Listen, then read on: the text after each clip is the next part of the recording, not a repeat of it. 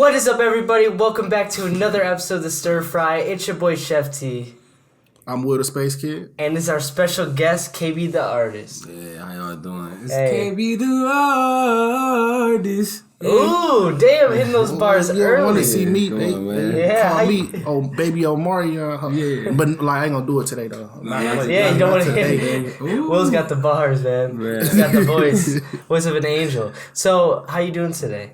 I'm doing well, kind of Surviving. tired. Yeah, just know. a lot of stuff going on around the world right now. For sure. Just Yeah, trying it's a mass chaos out there.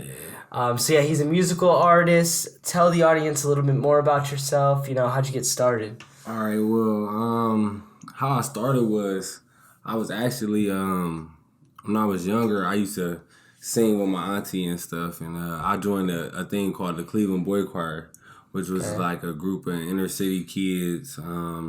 Which we did was sing the national anthem at the Browns, the Lake Erie Monsters, and like Jewish bar mitzvahs. We'd do like different little songs. So like that kind of gave me the hunger to strive to like even do music. So Kind of found your voice yeah. throughout that. So it was like I always knew I was good at music, but I kind of like stopped.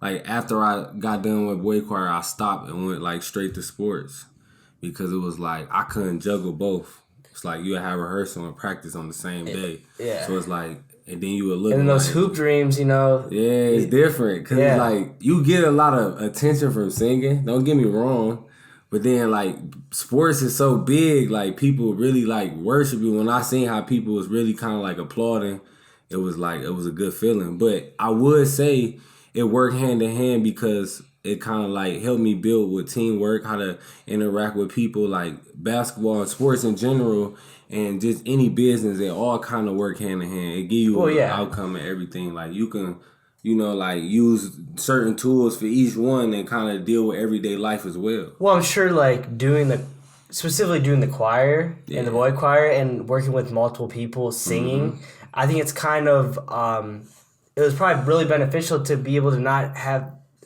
just you are the center star. You kind of had to like spread out the whole, everyone has their different melodies and different pitches that they sing in. I would say it was kind of like, sometimes it could be kind of confusing because when you hear somebody on your left side going higher than the one on your right, you kind of like want to follow the pitch. Right. So sometimes you got to like block that out and just know what you got to do. Right. Because sometimes that could be like, you will be going back and forth.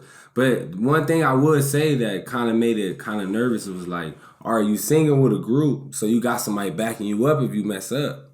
Yeah. So if you singing by yourself, you only up there by yourself. You don't have no help. So you got to know what you're doing.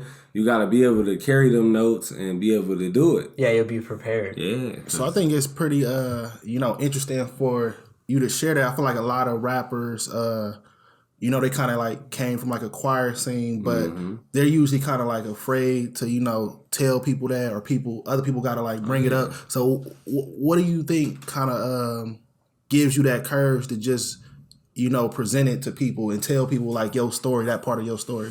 I mean, to be honest, I just really wanted to be honest with the people because I'll be honest with myself. So it's like, I want them to know the steps and where it took me to get to where I'm at and how I'm going to keep going because I use these certain tools to be successful. Okay. You feel me? Yeah. So it's like, that's how I want to go about this situation. So it's like, like I don't have a problem expressing like, oh yeah, I was in the choir. Some people might be like, oh, you was in the church choir. It was kind of different. I mean, you could say it was in that way, but it wasn't, But you were doing different things. Right. You weren't just like, it wasn't directly in the church, which also builds, kind of that presentation. You're not just in front of the same crowd every weekend. Yeah, exactly. And then it was like, I was a kid, so I'm performing in front of thousands of people at a Brown stadium, even though we don't win. So, but you still got diehard fans that's there, that's out there. And you, as a kid, you sitting there, you just don't want to mess up. You just singing. And it's like, it actually helped me prepare. So it's like, when I do shows now, it's just like, you would think that, like I've been kind of like doing it, but it's like, I'm still working on the, like crowd control. You know what I'm saying? Like, I'm so used to just using my voice for control. Not interacting with them and talking to them, letting them know. I'm still trying to get ahead of that and kind of like get that in order. You know, that comes with practice though. The more you do it, so it's like I've been getting a lot of shows, so you can see the progression in it though, for sure. Yeah, I mean, especially if you're going up there and you had experience working with that group. You know, you had the experience working with each individual person, but it's definitely totally different going out there by yourself, finding your own rhythm. You know, kind of finding your own flow, how you interact with the crowd. Because now it's like you have to interact with the crowd. It's on you. It's on you to control those things. So through you performing, what's kind of your thing when you perform?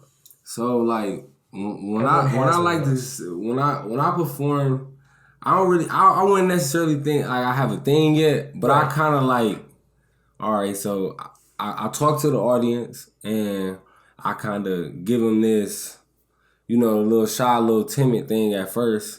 But then I'll break out with a little vocals so they can kind of like draw me in. Oh shit! Like, all right, well, you know, to kind of like wake them up though, because you would just tell them like, well, yeah, I'm KB the artist. Then you hit them with the vocals, and then they just looking like, okay, now we know what we expecting now. You know what I'm saying? So it's like just more so like just playing with notes. You gotta play with them. So like if you could sing, you gotta use that to advantage.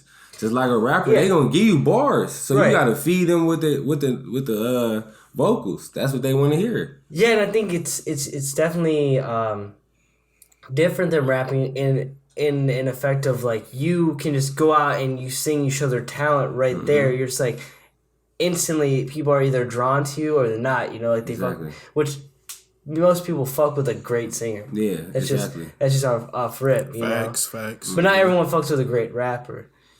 People have their preferences. Yeah, because you got a lot of people that sound similar to other people. Yeah. So it's like we don't need two Futures. So that's why Designer won't be as big as he ever will be, because he sounds too much like Future. So we don't need two Futures. Right. Exactly. He gonna have his little buzz, little fan base.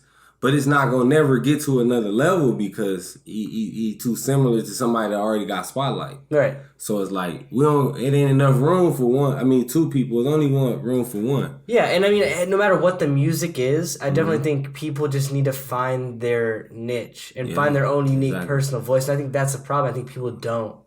I think people sometimes for sure hop on the wave. They wave hop. I feel like as an artist, like you was just saying, I feel like as an artist, for any future artist or artist right now, if you ever try to figure out what you should work on first, is being able to find your sound, because you can't expect to hop into this and not be able to know your sound. You know what you want to sound like, and you know how you want to deliver on the track. Right. So it's important to know who you are as an artist, know what you cannot do, but sometimes you don't know what you can do unless you try it. So it's a lot of artists that tell you hey, or ask for your opinion, but I only can give you what works for me. I can't give you something, the advice, because it's not gonna work the same. Like some people punch in. I don't do punch-ins. I just do the whole verse. You feel me? Some people work better punching in. For me, I just feel like I sing is different tones. So if I punch in too many times, it's not going to sound the same. Yeah. So it's I'd rather just go straight across. Yeah, you have to find your own kind of way of working, your own flow, how you want to develop your flow and experiment. I think people are afraid of that too. Yeah. I think people are afraid, that's why people sound too much like other people. They're afraid to be different. Because they're afraid it might suck, or what people will think. But that's the biggest thing about being an artist, is being different. Yeah. You want to be unique. You don't want to sound like nobody. You want to come in and be a star and shine brighter than every star. The only way you're gonna do that is you are unique. You feel me? Yeah. All the stars in the world shine the same to an extent. You feel me? They all got a light to it, but they all don't shine exactly the same. You feel me? Some of them bigger, some of them smaller, some of them.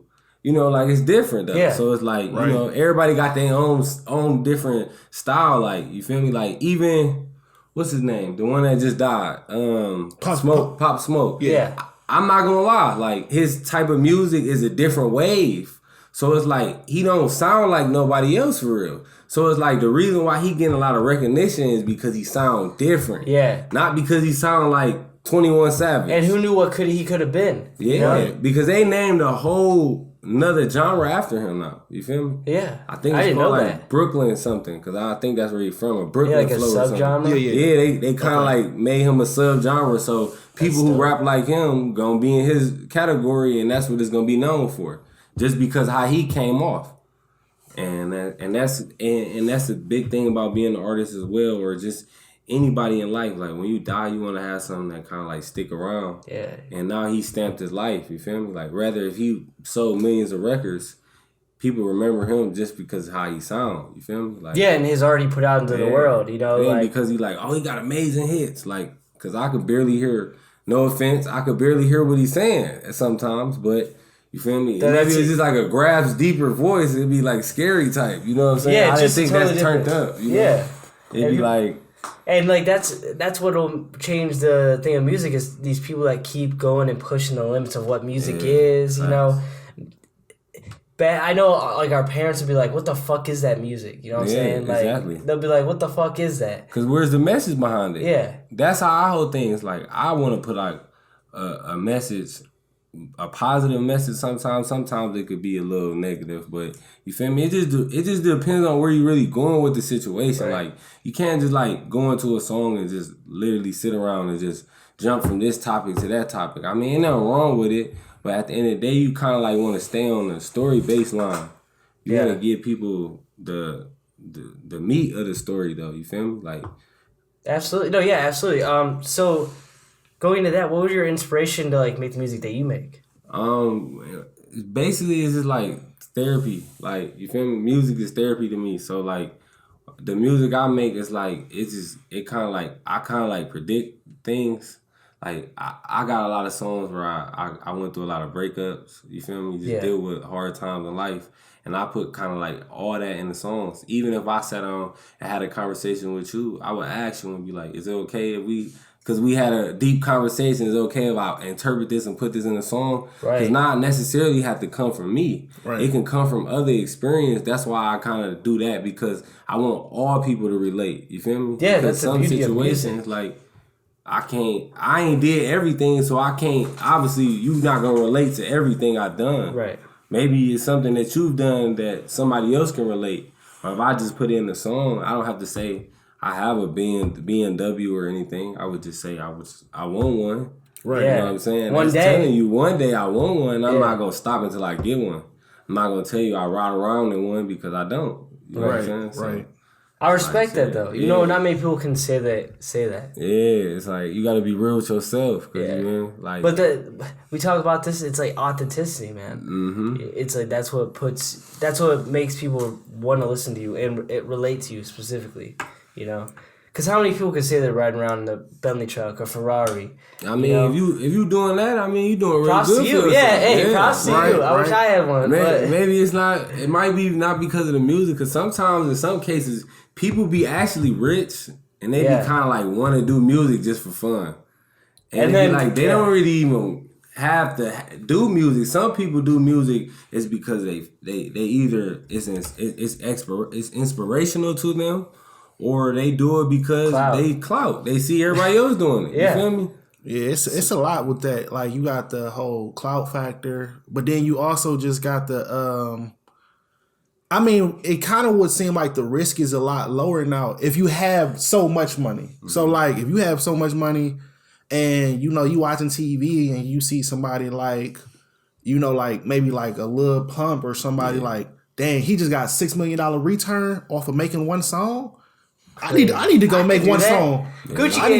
I need to go book a session right now. And to them, they might look at that like, oh, this is just a $10,000 project I'm about to take on. Why not? If I can make $6 million back, even if I can make $1 million back. But what they might not know is for some people, everybody don't get that same spark, that same flame right away. Mm-hmm. And for sure don't get that $6 million. Like, it's rare.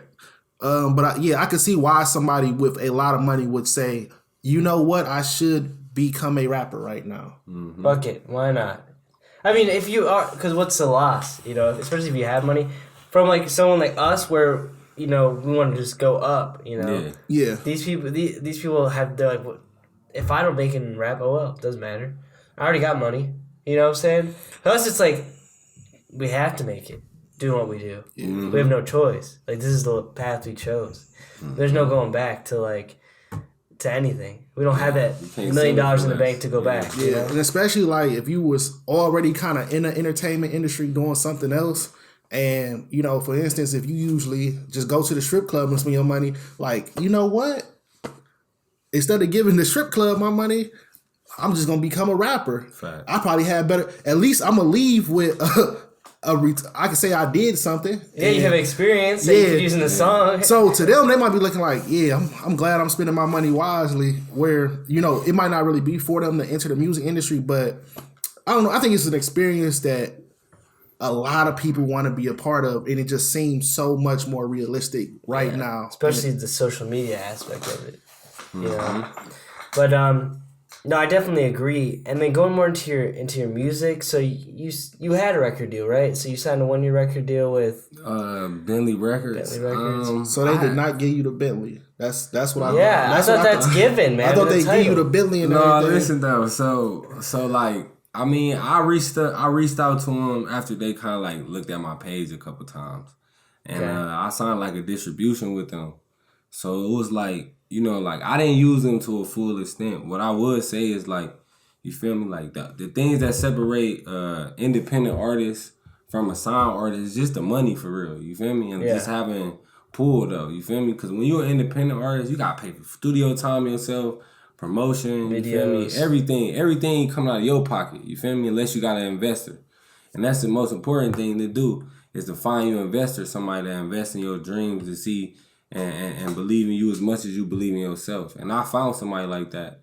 And, like, right now we in the process of doing that. But because, you know, the economy going on right now, we don't say too much about that. Right. Got you. You know, like, but at the end of the day, like, I would say for anybody, whether you're an artist, you know, entrepreneur, you want to find somebody that can mentor you, that kind of, like, already been around already, that kind of, like, can, you know, shape you into something better, because they might been able to make it, or they made it to an extent where they can rub off and show you everything. You feel me? And some people just be afraid to learn. You feel me? They think they know everything. They don't want to accept and like take like wisdom from anybody. They feel like they know all the answers. That's why they kind of stuck in one spot, because if you can't tell nobody nothing, you're not willing to learn, you ain't gonna be willing to grow, because what coming with learning is growth. So you gotta. That's the only way you're gonna learn. You feel me? Yeah, that separates the people on the bottom from the people going to the top, man. Exactly. Like you need to take these mentorships. You have not had the experience that person has had. Mm-hmm. Someone has had that experience, then why wouldn't you listen to them? Exactly. You know, at least you don't have to follow every rule that they say. You know, times are changing, things happen, blah, blah, blah. Mm-hmm. But you have to think about what they're saying and definitely apply some of the principles that they're trying to tell you. Right. And mentorship is definitely really important. I think everyone can benefit no matter what. That's the thing. You don't have to agree with everything off rip. But you should definitely take the time to really think about what they're saying. Because maybe it doesn't hold to your situation specifically, but there might be some value in there still. You know? Makes sense. Yeah. How has your mentor kind of helped you? My mentor, it kind of like, our relationship basically been about like, I just learned a lot of stuff from him. Like, right. And he just kind of like figured out that I did music. Like, that's what I was gonna ask. Is it like more than music? It's just like we got mentor? A personal like relationship. Okay. I met him throughout high school, like, when I was playing basketball. So he kind of like was gonna help me go to school. He had bigger plans for me to go to college, and I didn't really want to go that route. So what I did one day was I kind of like, what I've been strategizing, waiting for a perfect opportunity until I got all my content and knew exactly what I wanted to do for the rest of my life. Right. I kind of like wrote down a proposal. That's another thing. Writing down everything. Writing down step by step what you want to do is better than trying to remember about what was number 5, what I was going to do. Right. But you got to write it down so you can just go back and look at it. It's always good to write down things. Because that's, you know, like, it's better to remember, you feel me? Yeah. Remember, you know, like. It's kind of interesting. And I mean, you might not know this, but like how you said bigger plans. I would use the phrase more structured, because, I mean, you know, like a lot of people do usually look at like, okay, this person is trying to be an artist. This person got a plan. Mm-hmm. And then look at another person like, oh, this person is going straight to college, so they doing bigger in life. But that's not always true. That's not always the case. What you might be doing might be bigger. Like your plan might be bigger than if you had took just the route that he set up from the beginning, which was college, and didn't like alternate it. So you might actually have a bigger plan. Yeah, because it's like when you go to college, it's like, so like the way I look at it is music, it's not no limit to this music. You can go as far as you want. With college, you get your degree and then what's next? You feel me? Like, what's going to be the next outcome? You feel me? Like, all right, I go to school for music. Now I just mix and master, got my engineering. Took me about 12 months. What's next? Now I'm about to go in the studio, try to figure. I still got to find a way to broadcast and show my skills now. You feel me? Right. I have the paperwork behind me, but now I have to go out here and actually do it. You know what I'm saying? Right.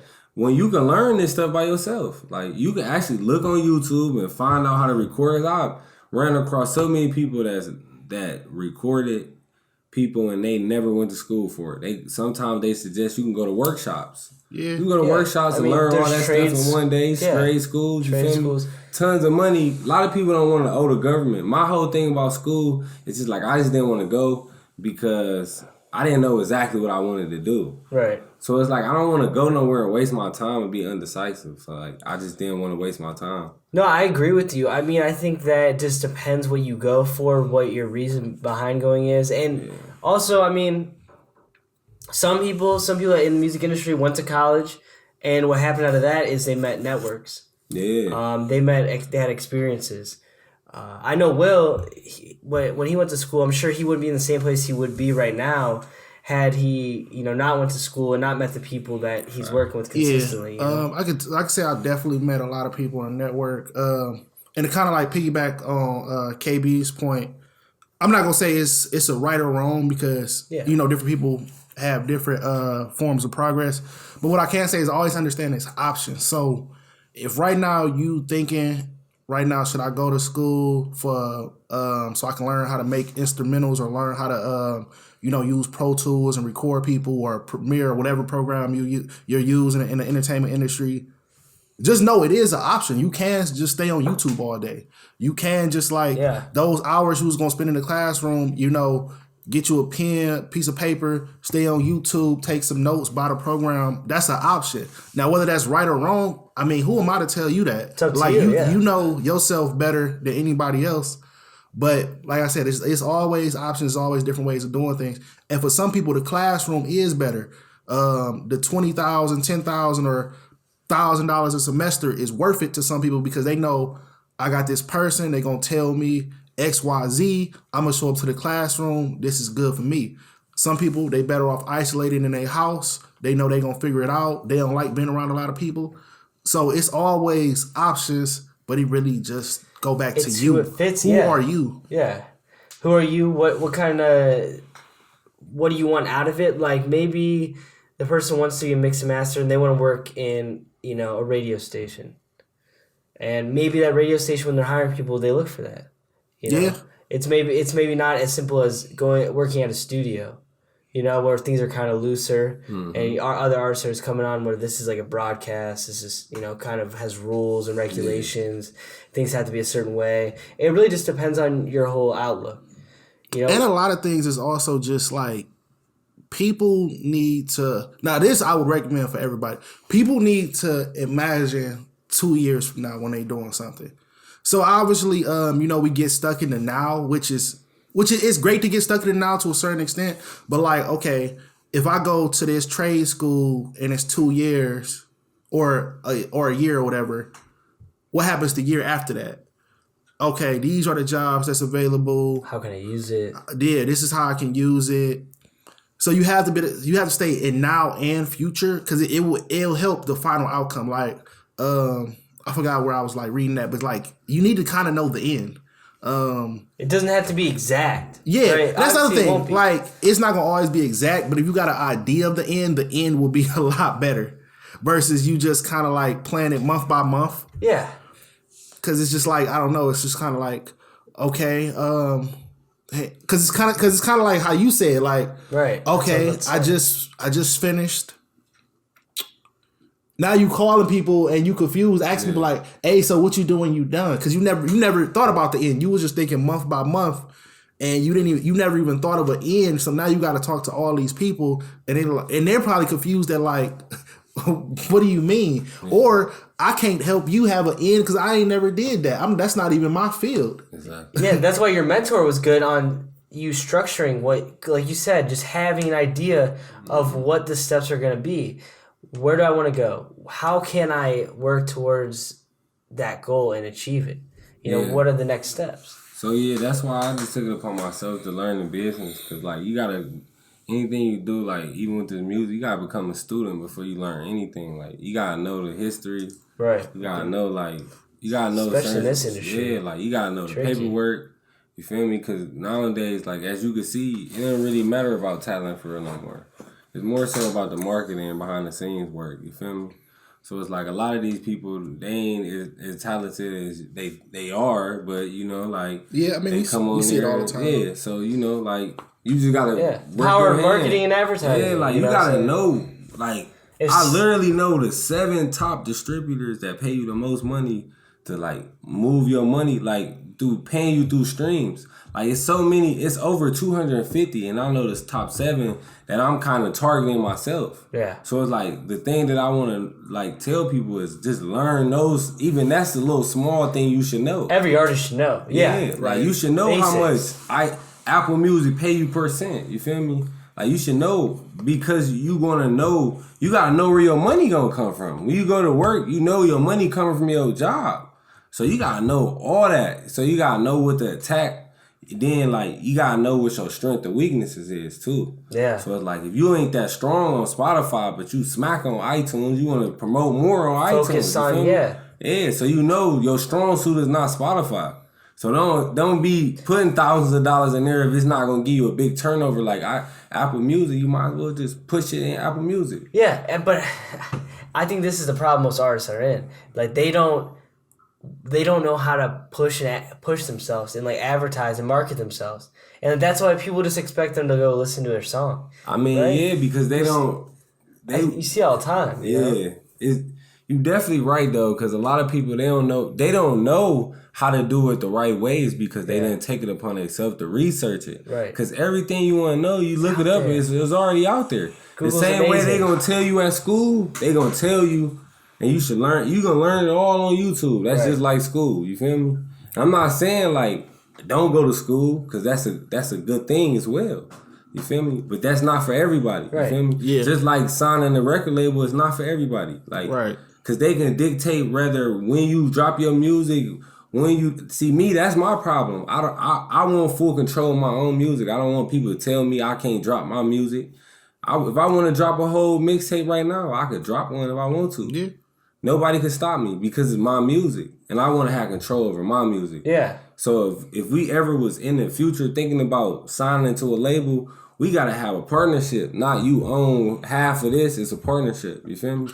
Yeah. I mean, we just seen cases like like Gucci Mane to be on a big label and obviously flooding with mixtapes. So it's not far fetched or impossible. It just depends on your contract. Yeah. You feel me? Like it depends on who you are too. If your name whole way, you could do whatever you want. They can't stop you. For real, all they doing, like half of these people, the smartest thing to do, not 360, maybe distribution. That's a lot of people doing. That's the smartest way. That's why a lot of record labels losing a little bit more money now, because what they doing is they getting distribution deals out, and that's only giving them a certain amount of percentage of people royalties. So it's like, you feel me? And their job is to just to distribute the music. So they just got this $1 billion company and they distributing it on $1 billion income, as opposed to you might have $1,000, $1 million. You feel me? You getting a big boost off of them. That's the difference between having a label behind you, because you got them generating your shit. Like they moving your music for you. You ain't doing nothing. You feel me? You don't have to do none of that. When you independent, you gotta know all that. You gotta know the right things, you gotta hire people. You might have to hire people, or you could do it all yourself. I don't know too many people that do anything without a team. You gotta have a solid team. Solid, yeah, it's the most important thing, no matter what you're doing. If you got a team, like, you can crumble. Yeah. It's gonna be overwhelming and stressful. You can't do everything yourself. Like I think a lot of independent artists are usually late to their own problem. So, for example, I feel like a lot of independent artists, they seen people were on Apple Music. So my favorite artist is on not even Apple Music. We want to take a step back. My favorite artist is on YouTube and SoundCloud. I need to put my music on YouTube and SoundCloud. That's not the end of the story. Like it's a team of people helping your favorite artist. It's millions of dollars of marketing. So if you just leave your stuff up there and you wondering why you don't got views, it's because, and then it just forms new problems like, oh, I get it now. I need to get my stuff on a streaming service. So now I'm going to pay for the streaming service and upload it there. And it's like, that's not solving the problem because you're so late to the real problems. Like the real problems boil back to the marketing, the advertising, the street campaigns that were never created by you. Yeah. Seeing like in general, I think everybody that does any of this type of stuff needs to know the basics, needs to have an understanding of the industry that they want to do. You know, you can't expect to blow up off of just SoundCloud. You know, you want to have your shit all out there. Yeah. You want to make sure it's well marketed. And then whenever your audience, say it's 100 more viewers that are at iTunes or Apple Music, right? Than SoundCloud. Well, then focus more on the iTunes. You know, you can still have that there, but like you want to focus more and funnel it into the iTunes stuff. You know? Yeah, one strategy I kind of like came up with is picking two dominant social media outlets and just dominating them two. Start off with just two. Like, even if it's... Or even one, though. I mean, sometimes it's even one. Yeah. But our only problem with one is, like, you just don't want to put everything in one area. Basket, because it's like, you feel me? Like, it's not that... It's like, if you use two, you doubling your work. Yeah. So you would gain a little bit more. It's like, you don't want to dribble... You don't want to handle too much and juggle with too much, though. You feel me? So it's like, true. My whole thing is, like, my social media dominance is Instagram and we would say... probably YouTube. So it's like what I should do more and what I would suggest for people. It's like you want to make a schedule. So it's like by that being said, it's like, all right, you on your Instagram, you should be posting on your story every day. You should probably post new content or snippets every week. Even with YouTube, you should throw up a new video or upload a new song every week because you want the people that tune into your channel, you want to keep feeding them because they gonna keep coming back. If you got more work, you feel me? Yeah. If you kind of like drop some stuff every 3 months or something, like that might work, but you got to be more consistent. You got to give it to them because half of these people, like if we look at it, everybody be on their phones and all the laptop. They always on the internet. So it's like it's not like you can't go viral in one day. You can. It's a possibility, but it's just like you just got to put in the work and make a schedule. Like I said, go back to writing it down, writing the schedule, picking two dominant or however many you want to pick. I don't know. However many you want to pick. I would just say two because it's easier to juggle with two things. Yeah, I mean, Instagram and YouTube kind of complement each other. Yeah. Right? Because if you're making, it has to be like some sort of visual content on YouTube, and Instagram is more visual content as well. You know, I think that's a good strategy. Maybe figure out ways in social medias that complement each other.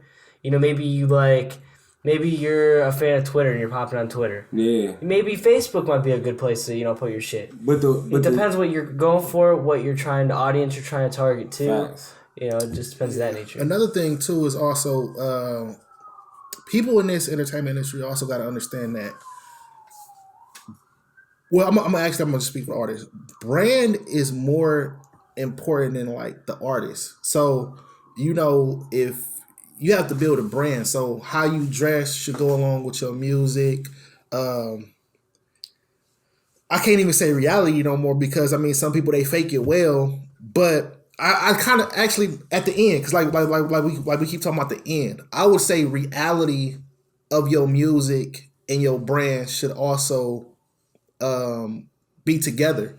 So like when we hear you talking about the Lambo in your verse, and then you got a show after the show. Like I want to see the Lambo in the parking lot. Yeah. And granted, if I don't, that don't change the fact that your music wasn't good. But for some fans, you might lose them because they thought they just like listening to real music. Yeah.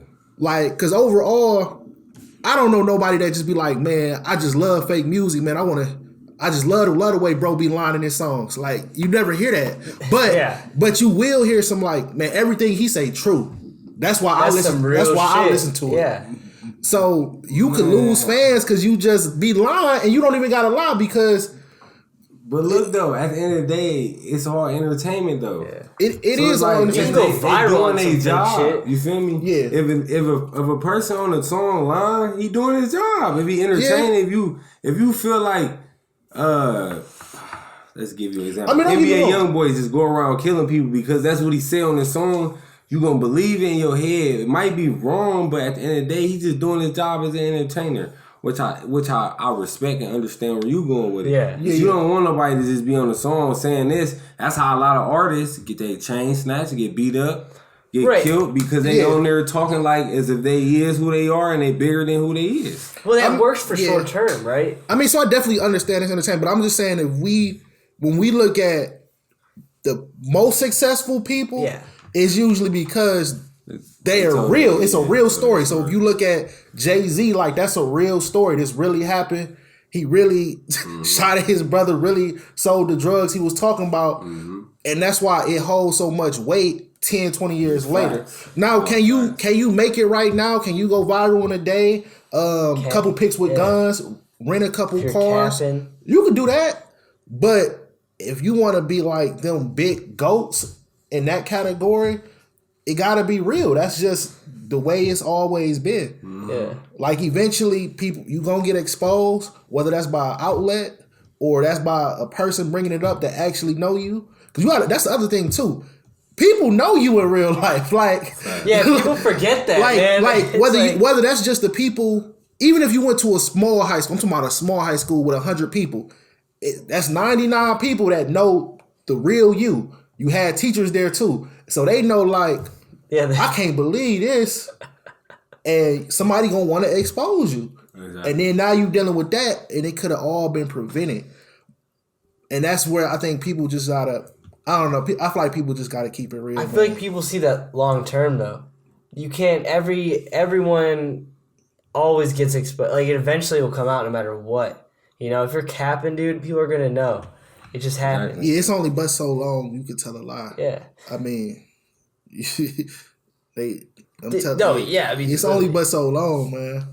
So, KB, so 2 and 6 in Park. I know you've been doing that, and it was on. You had to deal with Spectrum on there. You were performing and doing that stuff. Tell us a little bit more about that. 216 in Park was it was a good experience. I wouldn't say it was my first time on TV. Cause I kind of like was on TV, like some news stuff or just a little show, basketball before, like a little bit of everything.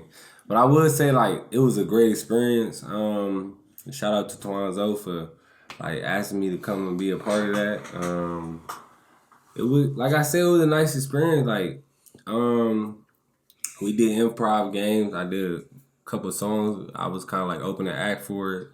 Like I said, I would very much like look forward to doing it, something like that in the near future again.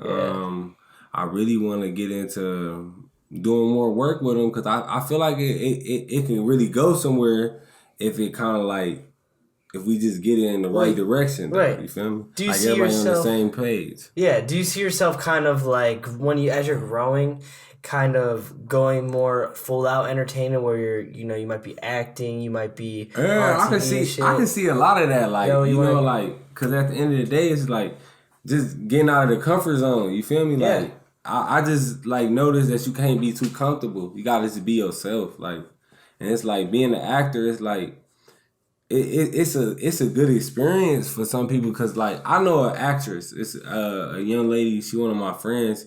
And she kind of like tell me how her field of work is different from mine. She said like, well, we don't get that much supporting because like a lot of people don't really watch movies and support that no more though. You feel me? So it's like, I'm like, I understand that, but that's where you get to shine when you get into these people music videos, you know what I'm saying, or short films. You can get in how you want to. Like you can kind of like build your own brand up on YouTube. Yeah. Have you some short films on YouTube showing people your actress skills, and they'll like look at it. Yeah. You know what I'm saying? Or reach out to other people as well, like reaching out to a couple artists and be like, all right, well, I want to do a short movie film. Is it okay if you send me like a little soundtrack? Because that at that point now we help them promote each other. Yeah, well now it's coming back full around to your brand, you know, Exactly. It all comes back around. A lot of people don't think of that though. You know, it's about building and growing your brand. And plus when you have all these different talents, then you become valuable, right? Now you're able, your music's, you know, it gets to a point when, you know, you have to slow down in the music. It's just inevitable, right? Like music, you can't be in your 20s performing all the time, you know, like when you're 40 or 50, it's got to stop. Unless you're Eminem. Yeah. Facts. But yeah. No, but what I'm saying, that then now you have your acting skill. Now you have your entertainer skill. I mean, what I can say about that scenario, and I mean, granted, you didn't give us like the full scenario of like what I'm about to say, but I'm kind of, this more so an example to like piggyback off the situation. But what I can say about that is, I can say it's definitely a lot easier, in my opinion, for a local rapper to have a spark than a local actress, because of the scenario. Like me or you, we could drop a song and, you know, we can get 1,000 views in a week, whereas you know, a 2-hour movie or something that an actress put out, they might get trapped at like 30 views or 50 views if they don't know the right audience or they don't have the right street campaign. They're like, oh, why nobody watching my movie? It's 2 hours. I mean, if you don't have that influence like that and you're still trying to figure that out, it's going to be hard. Where a song, we can just keep sending our song out. The song probably 2 minutes, so it's a lot easier. Yeah, I feel like the attention span. Yeah, that's true. Like, because people attention span is like, even when you listen to music, you don't want to listen to a 5-minute song if it's not like very interesting. Like your average attention span might be like 2 minutes at the most. Any hit song you listen to right now, it's rare that it be more than 2 minutes long. You feel me? Right. Now, because they understand that. Now this is the other thing too. We also have a faster process and more, at least for Ohio, we have more, what's the word I want to say? More opportunities, literally. Because so everywhere you look, I mean, well, obviously we're in a kind of an epidemic right now, but a couple months ago, everywhere you looked, it was constant shows in Cleveland. Like, if you wanted a show, like, it's no excuse for you to not have a show. Yeah. It's a show everywhere. Now, when it comes to a movie might be a 2-month, 3-month project easily, and that's between the person that's going to edit the video, the person that's doing lighting. There might be a person that do color to separate that. So if it's a 3-month process, it's only but so many movies you could even be in the whole year, and then especially if you're not getting the dominant role, like, oh, I know that person, they from the movie. But where a rapper, you could potentially perform at every show in Cleveland. Oh, I know who that is. Yeah. So it's a lot. But again, I'm just talking about the local level. It's a lot easier for the rapper to branch out than the actress. But I mean, just like anything, it's still hard for both of them to make it to the point that they really want to make it to. I feel like it could be in that way. If the way you put it in that sense, like, I understand that. Okay. And I feel like it could be the environment too, cause like this city like we live in is different. So if we go to like New York, an actress probably would be able to pick up wave. You know what I'm saying? Like even the artists, you know what I'm saying? It's like I feel like it's just the city we in. It's kind of like it's different. You feel me? Like all right, well they promote violence, so they like the rapping, they like this drill music, they like it. Right. I mean, Chicago would definitely be a bigger opportunity than Cleveland. Yeah, you got to look at like we're not in like a major art city, you know, a major like New York, Chicago, Atlanta. These are like major artistic, areas where people are doing all sorts of different artistic stuff. Yes, it's moving more towards that. I think we're seeing that with like all the different stuff that we're doing around Cleveland and all the shows that they're trying to do. Yeah, I really think it's moving towards that and having more of a community. But I think that community's still not there exactly, Facts.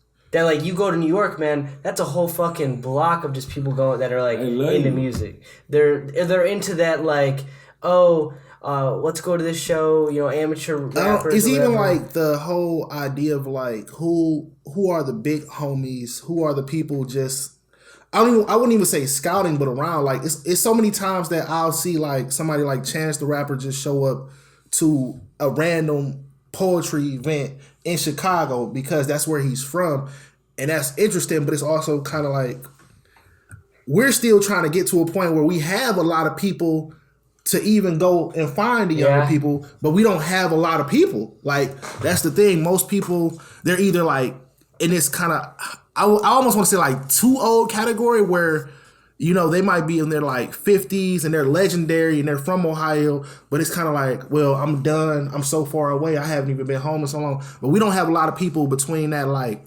20 to like, I don't know, like 30-year-old gap that's dominant in really, I want to say almost any industry. I mean, we do better. We kind of do better in comedy, I feel like, the music. But if we talking about music, I mean, who are those people? Like, yeah, we got an MGK, a Kid Cudi. I mean, I'm talking about like on a big level. But when you think about Chicago, it's like Kanye West, Chief Keef, Talib Kweli. Like you could just name people all day. But I just feel like the reason why those cities is kind of like they stand out more is because of the support level here, though. You feel me? Like people here. Like, all right, if you think about it, Chief Keef, you feel me? I don't know, what was I, like 8th grade, 9th grade or some shit, when he first came out and shit. Okay. He started the wave, you know what I'm saying? And, like, what he did was he took 300, whatever little gang, all them was in it. Lil Reese, Dirk, or everybody.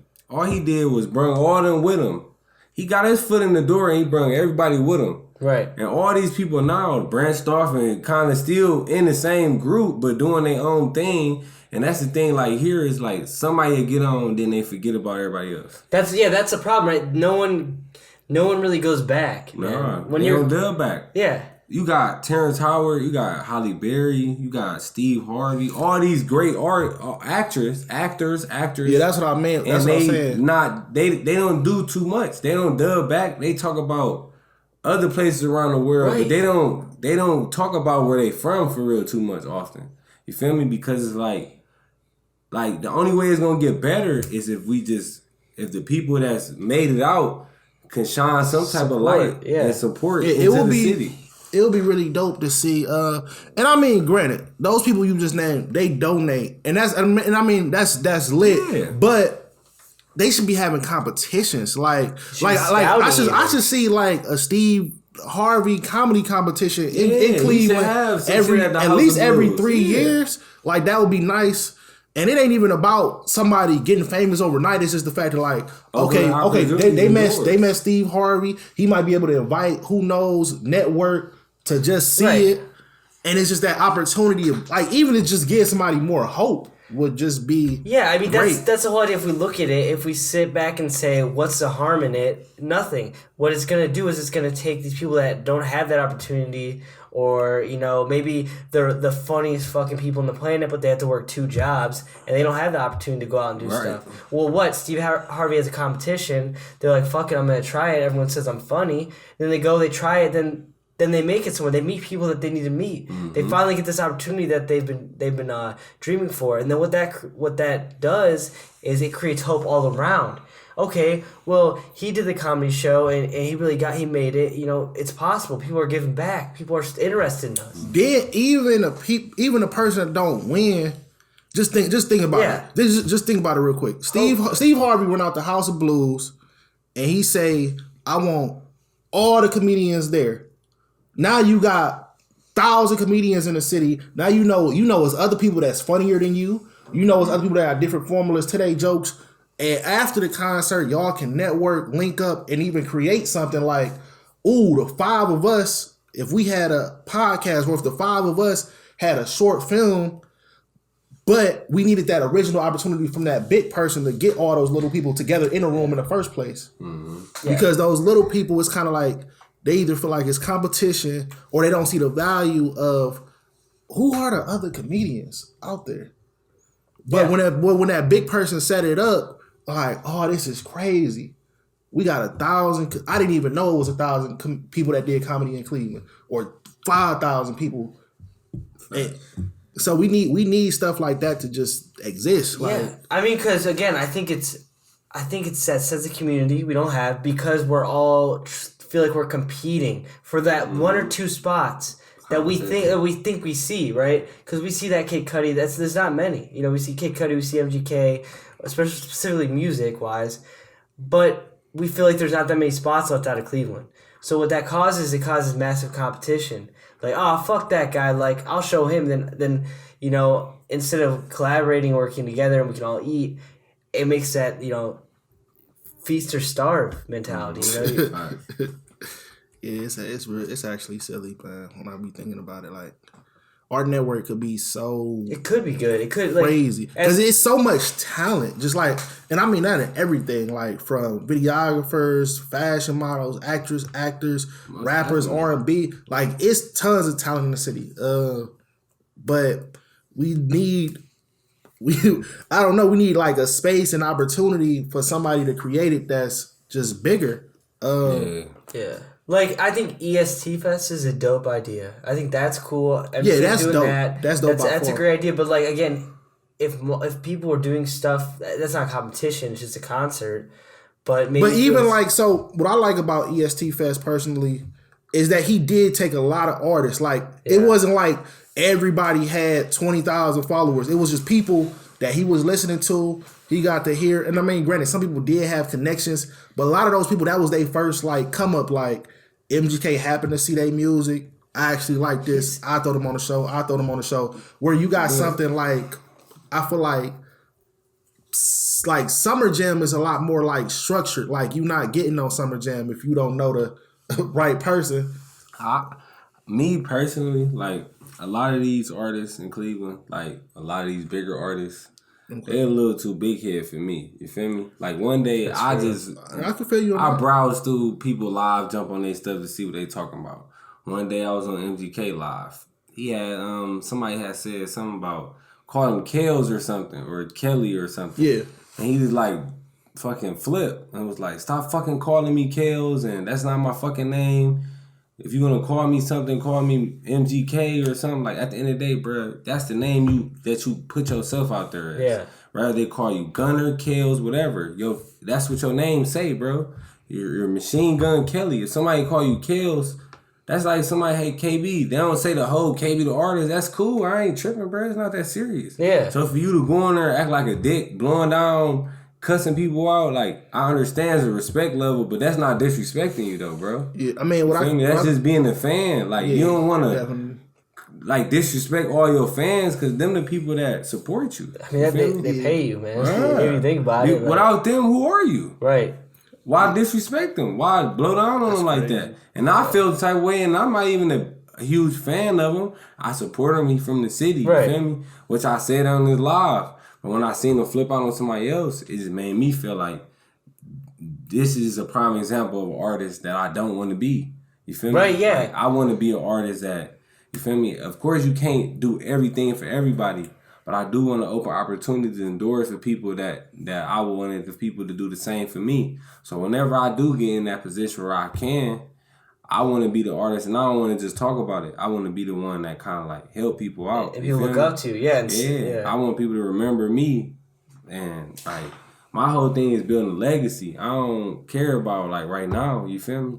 My whole thing is when I die, I want to be able to people remember me like they remember Michael Jackson or something. Like, when you speak of me, it got to be like imprinted into your head that I was there and I did what I had to do. Not I was just this dude from Cleveland. He was cool. Like how you would just bring up a regular artist or a local artist and be like, yeah, he was cool, you feel me? He had a couple hits, you feel me? I don't want people to speak at me like that. Anytime you speak of KB, I want them to speak highly, think, you know what I'm saying? Like, he did a lot of things. He had some great music. On top of music, he still was doing things for the community. Not only just doing things for the community, just carrying himself in the right way. Because when you don't carry yourself in the right way, and people see how you carry yourself, your actions rub off on other people, especially the youth. They see you out here acting a fool, cussing, acting all wild. Like that's what they gonna think that okay, because people look up to you. Yeah, you feel me? It's okay for them to flip out. You feel me? That's why when you have people acting a fool at shows, like they see artists doing that. So you feel me? Like, you know, they just kids instead do things that they want. They see. Instead of, you gotta realize that you can think you're on a pedestal, but you can control all these people. You have influence over everyone. Mm-hmm. You know, why be an asshole about it? Why choose to use it for bad things when you could use it for great and amazing things, inspire people, create a difference, make a change, you know? Like, you could do all these things, especially within your community, and that'll make you even more legend. People think that they already are, but they're not. Who's gonna remember the dude that didn't do shit? Like, oh, you had a few hit songs, whoop they fucking do. But so they gonna always talk about you and be like, well, you didn't do nothing for nobody else. Right, but shit, dude, you gave back. You got a building downtown. You have like a whole community center named after you. Like, that's the shit that is important, at least to me, and I think it's important to. And you're giving back. Not only is it about your name being on the building, it's you don't gotta necessarily even give money. Yeah. You ain't gotta donate millions of dollars. It's about the things that you do. Yeah, like, you feel me? The actions. Right. You feel me? Like, speak way louder than the words. Yeah, exactly. You know? Like, because Steve Harvey, for example, could give $500,000 to city schools, inner city schools, but like, what change is that really gonna make? It might help updating some textbooks, doing some basic stuff, but it won't make the long term change. Soon those textbooks are gonna be outdated. Soon those desks are gonna be outdated. What's gonna be there for long term? You know, who's gonna actually facilitate what these kids are doing? You know, that interaction and that involvement is what's gonna make changes. Exactly. What I can say, when you're a star in any field, it needs to be like a switch with your fans. So, you know, when you're talking with your fans or you're about to interact with them, artists got to remember, whether you had a bad day or not, it got to be a good day on that camera, because I mean, that's what you owe them. Like, those fans, they support you, they show up, they buy these tickets to these concerts, merchandise, so they experience what you need to be good. And I mean, that's literally, I mean, I get it. People go through stuff. People have a bad day, and, you know, sometimes they forget. But if you can just like think about it for a second, like, that was a situation where, like, I mean, granted, I didn't see it, but if I was in a situation, or what he should have did in a situation was kind of just like brush it off. And if anything, maybe talk to his people, you know, with the camera off, like, bro, why they keep tripping, man? They keep calling me that. Like, what we gonna do to change this? And that's cool, because now, you know, you behind the scenes and you handling that business with the right people that you need to, versus causing a scene. Who knows how many people he had on live that might have, you know, the wrong person, they might have been embarrassed, you know, super embarrassed, like that. NGK just... And they could have been a big fan. Mm-hmm. And they could have just, you know, they lost a supporter right there. Yeah. That's because your attitude's ugly. Like, but I know how it is with a lot of artists. They do have bad days. You gotta... I mean, he was on live cool. Like, how we talking, he was in talking, then they just comment that, like, he was literally reading their comments. Yeah. So if you sitting there reading comments and you see one particular comment that you don't like, because they call you a certain name, ain't like you call you a bitch. But it's his name. It's anything. They didn't call you out that's your the other name thing or too. anything. Your name has Kelly in it. What the fuck? That's the other thing too. We gotta stop entertaining the negativity, especially if it's not like an outlet. Like if it's an outlet, I get it. Like, if TMZ dog you and you dog TMZ back, that's gonna benefit you at the end of the day. Yeah. But when we just talking about, like, okay, this person is, you know, this is a random person. This not no outlet. This not gonna give me no money. Why are you even entertaining it? Like, you gotta just let people. Okay, and then it's online too. Like, it ain't like it ain't like it's in person and somebody, you know, going off on you. Somebody just behind their phone talking crazy, like, oh, I think you ugly, or I think you corny, or they might call you a name. That's cool, because like, it's not real. Like, this is social media. Like, everybody just let people wild out. Now, if they know you personally and you are going to see them at these real places, I mean, that's a whole different scenario. But somebody random that's across the whole country you never going to see in person, why even entertain it? Yeah. Like, yeah, well, you wasted your time. no benefit. But, I mean, I just think everyone should just, they should just be real, man. They should just, like, really understand how much influence they have and really preach the right things. Yeah. But, all right, I think that's a good place to stop. Thanks for being on the show, KB. Thanks. It was great. It was a great convo. Yeah. I love what we talked about. Yeah, we got a lot in. I think a lot of valuable information for just anybody, not even just the rappers, but just anybody. Right. Yeah, I mean, fucking make sure you know what industry you're going into. Do some research. You know, teach yourself. Nothing. Knowledge never hurt anybody. You know. You always got options like YouTube is literally available. You can pick Google up a anything. trade. You could go to a trade You do school. fucking woodworking. Read a book, like, too. Yeah, shit. You got, it's all really in options. books. Like whatever you want to learn, it's always options. Yeah, all options, dude. So, KB, you want to go ahead and give the audience your information, your socials, where to find you? All right, well, yeah, you can find me on all platforms, social media platforms at KB the Artist. Or you type in KB_the_artist. I got a couple singles out available on all platforms. You just type it in, KB the Artist. You could check me out. Look me up on Google. Google too is on there. Hell yeah. So if you have a problem looking for the name in direct, just kind of look that up and then pop up. And I do got a little project coming up soon. It's for the ladies though. It's kind of like an R&B. Oh, shit. Okay. I kind of like. What's it called? Are you having... Yeah, no, okay, I got you. Okay, that's cool. That's cool. Hey, Yeah, I don't even know. Man. I just, I got a lot of shit ready working for the ladies. yeah. So you feel me? Hell yeah. Make sure y'all check out House by the Lake. It's one of my favorite songs. Oh yeah. Fire. That's such a good song. Fire man. for sure. But, I appreciate it though. yeah. For sure. All right, everyone. Thank you for listening and watching. It's your boy Chef T. I'm with a Spacekid. KB the Artist. And it's been real. So see you next week. Keep it real. For sure. Thank you all for listening and joining us on another episode of the Stirfry.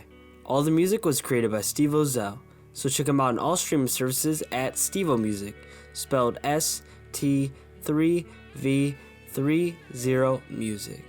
Also, if you enjoyed this podcast, please subscribe and leave a review. We'd greatly appreciate it. And see you next Tuesday when we go live on our Instagram and do a Q&A from our fans. So see you next week. Keep it real.